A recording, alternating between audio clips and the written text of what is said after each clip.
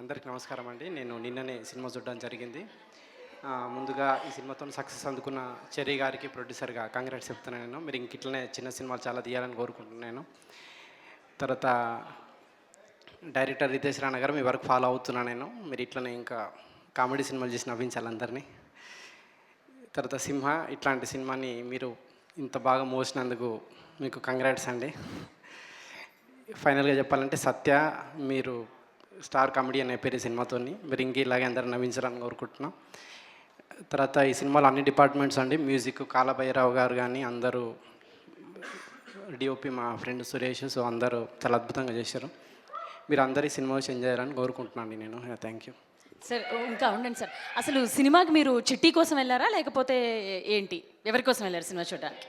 నేను చెర్రీ గారి ప్రొడ్యూసర్ కోసం వెళ్ళాను. నేను ప్రొడ్యూసర్ కోసం, అంటే నెక్స్ట్ సినిమాని లైన్లో పెట్టుకోవడానికి, అంతేనా? అంతే అంతే. ఓకే.